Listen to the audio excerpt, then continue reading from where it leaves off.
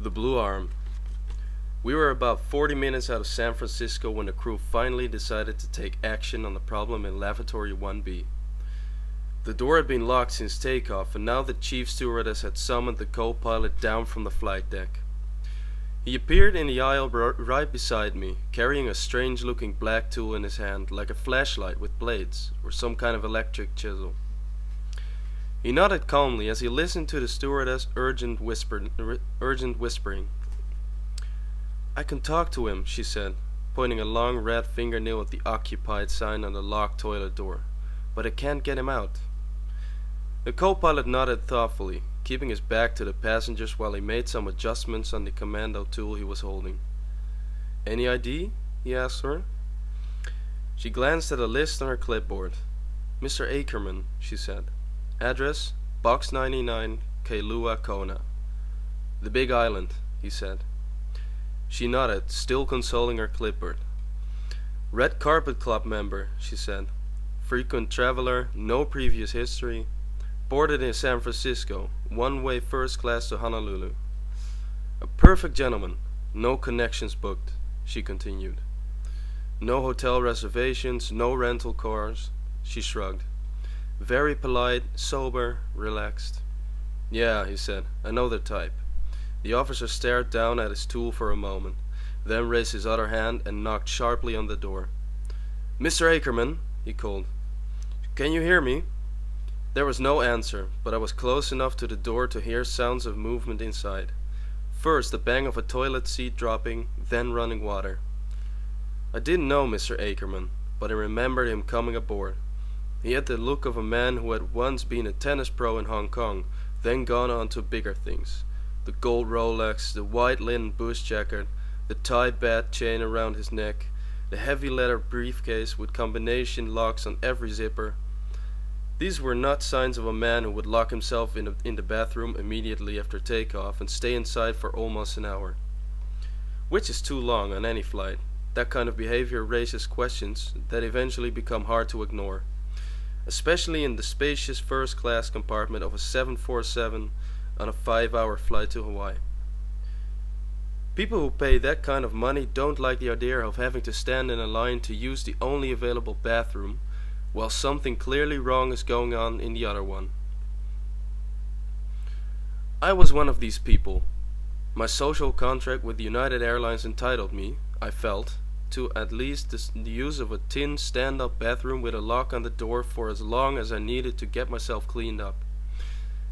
I had spent 6 hours hanging around the red carpet room in the San Francisco airport, arguing with ticket agents, drinking heavily, and fending off waves of strange memories.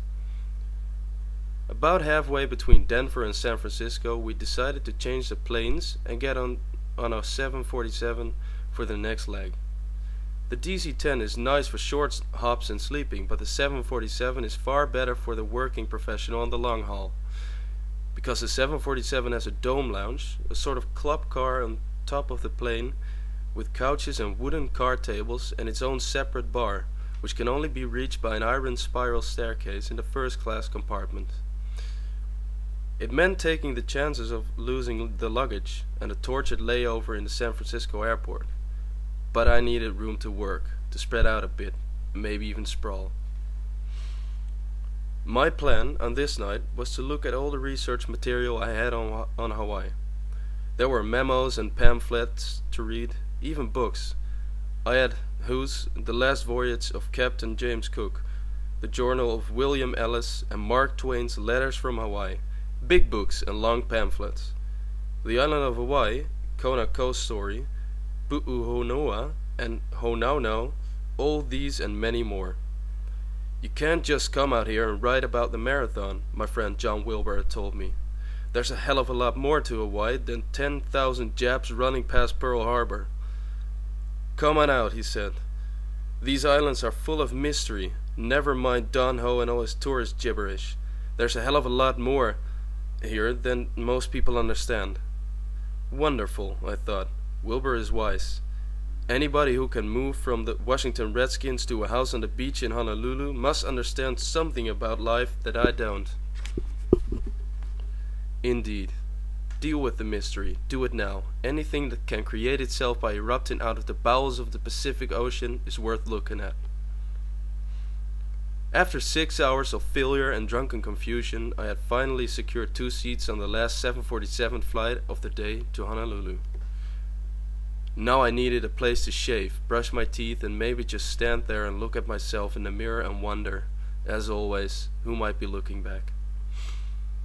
There is no possible economic argument for a genuinely private place of any kind on a $10 million flying machine. The risk is too high. No, that makes no sense. Too many people like master sergeants forced into early retirements have tried to set themselves on fire in these tin cubicles. Too many psychotic and half-mad dope addicts have locked themselves inside, then gobbled pills and tried to flush themselves down the long blue tube. The co-pilot rapped on the door with his knuckles. "Mr. Ackerman, are you all right?" He hesitated, then called again, much louder this time. "Mr. Ackerman, this is your captain speaking. Are you sick?" "What?" said a voice from inside. The stewardess leaned closer to the door.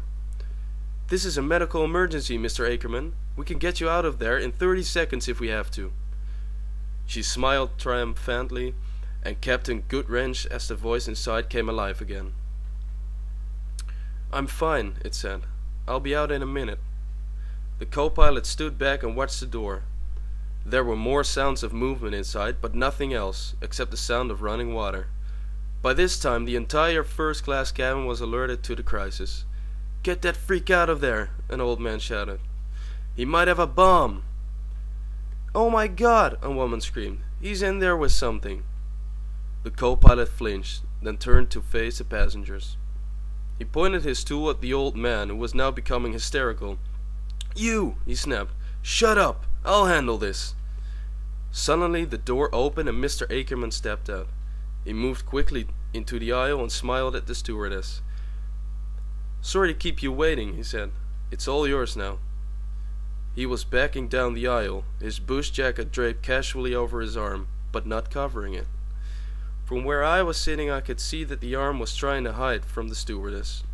It was bright blue, all the way up to the shoulder. The sight of it made me coil nervously into my seat. I had liked Mr. Ackerman at first. He had the look of a man who might share my own tastes. But now he was looking like trouble, and I was ready to kick him in the balls like a mule for any reason at all. My original impression of the man had gone all to pieces by that time. This geek, who had locked himself in the bathroom for so long that one of his arms had turned blue, was not the same gracious linen-draped Pacific yachtsman who had boarded the plane in San Francisco. Most of the other passengers seemed happy enough just to see the problem come out of the bathroom peacefully. No sign of a weapon, no dynamite taped to his chest, no screaming of incomprehensible terrorist slogans or threatening to slit people's throats. The old man was still sobbing quietly, not looking at Ackerman, as he continued to back down the aisle toward his own seat, but nobody else seemed worried. The co-pilot, however, was staring at Ackerman with an expression of pure horror on his face. He had seen the blue arm, and so had the stewardess, who was saying nothing at all. Ackerman was still trying to keep his arm hidden under the bush jacket. None of the other passengers had noticed it, or, if they had, they didn't know what it meant.